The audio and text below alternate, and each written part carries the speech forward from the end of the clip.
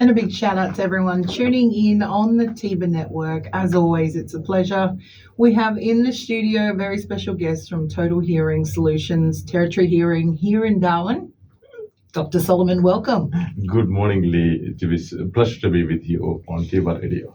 Now, when we talk about healthy ears, what are some of the important things on keeping them clean? I know that at times it gets quite itchy in your ears, and I've seen some people just grab a twig and scratch it.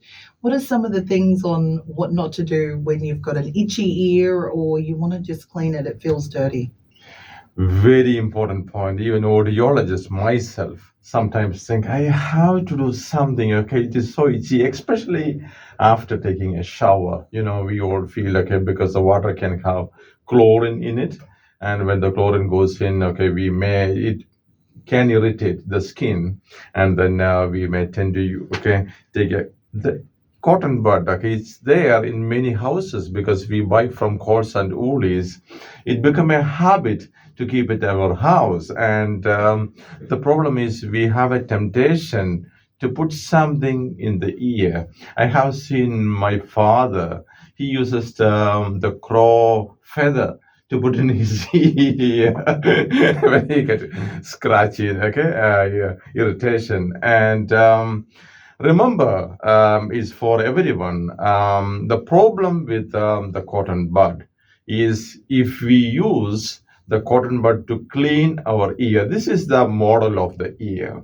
And if you try to clean, what we are actually doing is we are pushing the wax further into the ear canal, and it may come closer to the tympanic membrane or eardrum. And the wax generation happens at the cartilaginous part of the ear canal, not in this particular part. And when wax generation happens, okay, cerumen, there is a gland called cerumen gland. It produces the wax, and that makes the wax makes us this part of the ear moist. And not only that, it has got pH value around 4 to 5, that is acidic in nature. It will kill the microorganisms. It has got a purpose. The wax has got a purpose. Okay, cerumen has got a purpose. A little bit of wax is always good. But the problem in today's world is a lot of people who are working in noisy place, they have to wear earplug to protect their hearing. When they wear the earplug, they squeeze the earplug and they push deep into the canal, and then they push the wax further in. And there are the youth, the majority youth, they listen to loud music. When they listen to music, okay, not like what you are wearing, it's outside the headphone. They uses the inner ear, okay, inner ear headphones, and it pushes the wax further in. So a lot of people in the society, they will have a wax blockage.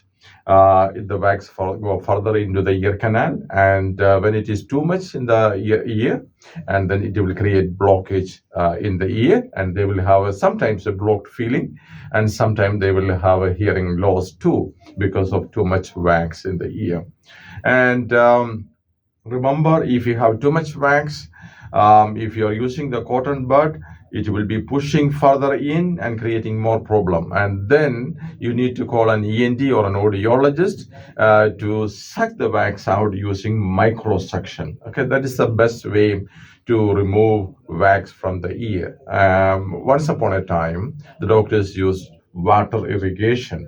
The problem with the water irrigation is when I do the otoscope, and otoscopy, looking through the otoscope, the ear canal, and if it is full of wax, the doctor or the audiologist or the ENT specialist don't know you have a hole in the eardrum. There is an uncertainty. Some people may not know this. Some people may have a pinhole perforation. And when they inject lukewarm water into the ear, the water may get into the middle part of the ear, and they will have a ear infection because of the water in the middle part of the ear. And even if we tilt our head, okay, the water will not come out from the middle part of the ear. So that is why the newest method is microsuction, sucking it out from the ear. And I do for children as well as elderly population, any age category. Okay, it's very easy to do it, but especially for children, they need to keep their head straight and still. Then only we can do microsuction. So that is the most important thing. Sometimes people will feel a blockage when they take off on a plane. Okay, there is a tube that is connecting from the middle ear to the back of our throat called eustachian tube. Whenever whoever flown on a plane during takeoff and landing, we all experience bit of discomfort in the ear blockage. That is because the cabin pressure changes significantly during takeoff and landing compared to the middle ear pressure. And then what we do, we swallow, we chew something if you have a chewing or something. And there is a technique called Valsalva maneuver. Close the nose and then blow the air.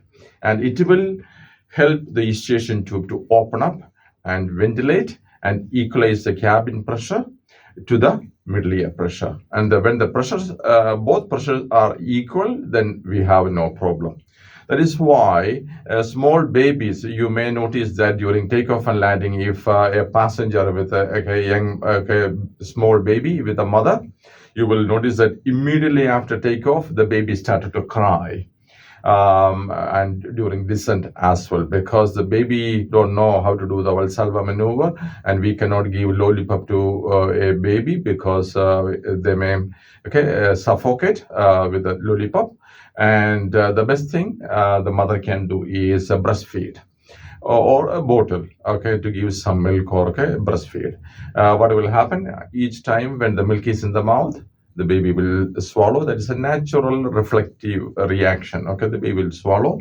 Each time when the baby swallow, the eustachian tube will open up and then ventilate and equalize the cabin pressure with the middle ear pressure, and that helps the baby smooth takeoff and landing. So young mothers and new mothers, always remember, this is a scientific reason. You don't need to close their mouth when they cry. There is a reason. This is a technique. What you have to do, just give some breast milk or some feed. If you have bottle with a milk in it or some drink in it. Very simple. These are the simple thing. There are so many areas we can cover, but I will hand over to Lee. Thank you so much for that and all of those handy tips as well. Now, before we let you go and talking about healthy ears and cotton tips, can you leave us with 3 tips on keeping them healthy so we don't have to see an audiologist or damage our ears ourselves and create more problems? What's 3 tips or maybe 2 tips that you can give us to prevent that from happening and creating infection in the ear? Absolutely. The first and foremost thing, don't put any dirty things in the ear. Whenever we deal with our ear, always, sometimes we will see wax coming out from the ear, and use a clean cloth and to wipe out the wax. That is a natural. You don't need to be alarmed by seeing wax coming out from the ear.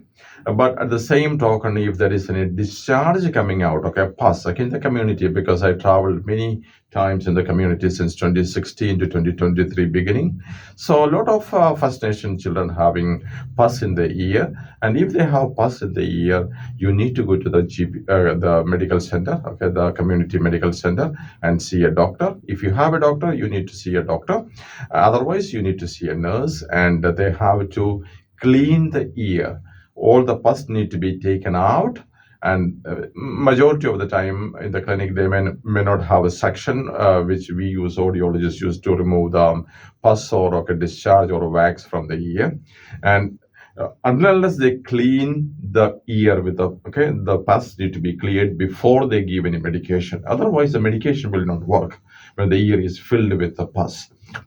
Always treat with respect. Hearing is a very important faculty, and look after your hearing. Don't bombard your ears with the very loud music. In the community, I have personally seen a lot of teenagers with the speakers in their hand. They are roaming around too loud. Any sound above 85 decibel is dangerous to our hearing, and there is no point in regretting after losing hearing. You may have to ask people, what Excuse me. So all those things we can avoid preventive action. Be sensible. Any sound above 85 decibel is dangerous to our hearing, and especially there are around 20,000 hair cells in the cochlea. This is the cochlea. Actually, the cochlea, the size of the cochlea is a grain size, 1 grain size. In that, there are 20,000 hair cells.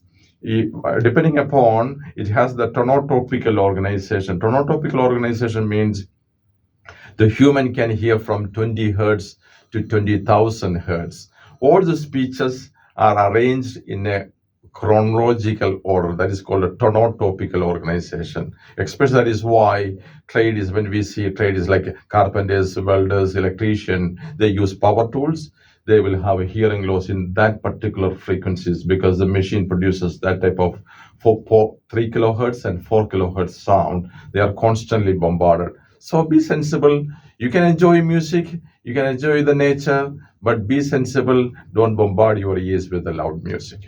Thank you so much for that, Dr. Salimon. And it's always a pleasure seeing you every Monday to talk healthy ears and on how we can keep our ears clean, especially when it does get itchy at times, what not to do. So thank you so much, and we look forward to a recap coming Monday. Thank you very much, Lee. It's a pleasure to be with you, always. Now there you heard Dr. Salimon talking healthy ears right here on Teabba Radio.